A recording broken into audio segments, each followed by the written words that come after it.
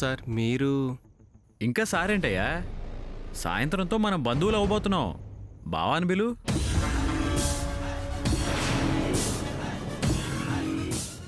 కొంచెం టైం పడుతుంది ఆదిత్య గారు.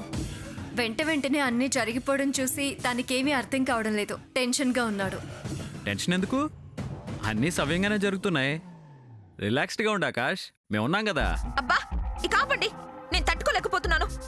మీరెలా కన్విన్స్ అయ్యారో కానీ నేను అవ్వలేకపోతున్నాను. ఇష్టం లేని పెళ్లికి హడావిడి చేయకండి. మనసులో ఉన్నది ధైర్యంగా బయట పెట్టండి. అత్త, ఇది నీ కూతురు పెళ్లి.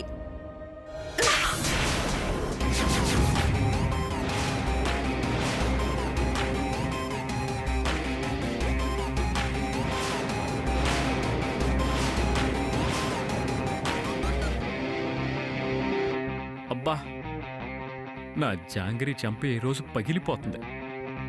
చూడలేకపోతున్నాను. జరిగేది చెప్పలేను, జరుగుతుంది ఆపలేను. ఎంత కష్టం వచ్చిందిరా. చూడటం తప్ప ప్రస్తుతం ఏమీ చేయలేను. అత్త, నువ్వు కూడానా? నేనే ఎన్నిసార్లు చెప్పాలి? నీ కళ్ళు ముందేగా మాట్లాడుతున్నావు, అర్థం కాదా? అయినా మాకు లేని బాధ నీకేంటి? ఇందాకే చెప్పాను కదా, ధరణి చెప్పినట్టే జరుగుతుంది అని. వినవే? సర్లే, నాకెందుకో వింటాను. ఇక నోరెత్తుతాను, నీ ఇష్టం. లేక మన ఇంట్లో శుభకార్యం మనమంతా ఒక మాట మీద లేకపోతే ఏం బాగుంటుంది? అర్థం చేసుకో. బాగా అర్థమైంది బావా. ఇక నేను మాట్లాడినానుగా, మీరు కానిచ్చుకోండి. ధరణి, ముహూర్తం ఎన్నింటికి? 6 గంటలకి శివాలయంలో పెళ్లి. ఓహో, పంతులు గారు గుడికి వచ్చేస్తారా లేకపోతే మనం తీసుకురావాలా? గుడికే వస్తానన్నారండి.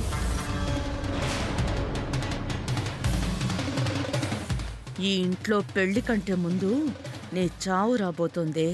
చూస్తా ఈ పెళ్లి ఎలా జరిపిస్తావు.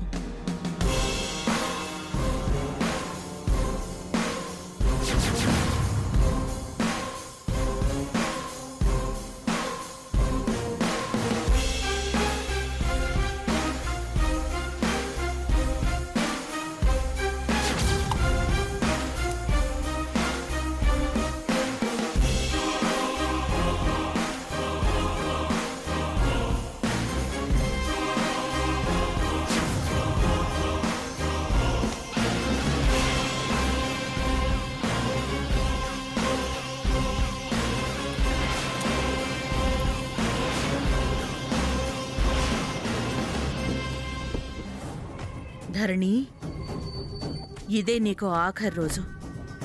నీ తొందరపాటు నిర్ణయమే నీ చావుని ఇంకొంచెం ముందుకు తీసుకొచ్చింది. ఈరోజు నిన్ను, రేపు ఆదిత్యని, ఇద్దరిని చంపేస్తా. మీ చావుతో ఆస్తి మాదవుతుంది. అమ్మా, అలాంటి వాళ్ళది నిజమైన ప్రేమ కాదు, అది వ్యామోహం. ఎగ్జాక్ట్లీ చిన్నత్త. నిజంగా ప్రేమించుకున్న వాళ్ళు అలా చేయరు.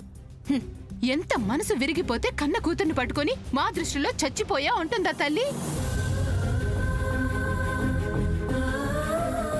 అది సరే అమ్మా, తన కూతురుతో తన మాట అనేటప్పుడు ఆమె మాటల్లో వ్యథ, కళ్ళల్లో బాధ గమనించావమ్మా?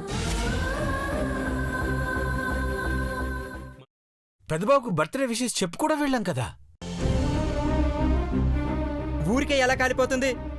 మంట పెడితేనో పడితేనో తగలబడుతుంది.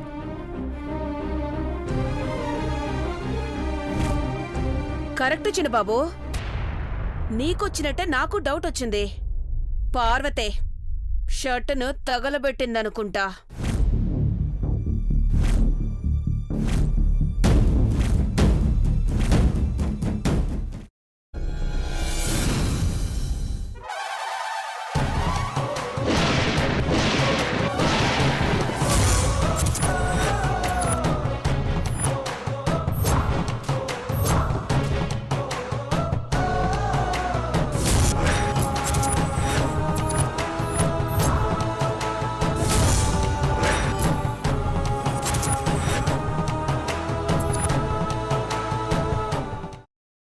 తర్వాత పొట్టు తీసేసి చాప్ చేసి పక్కన పెట్టుకోవాలి.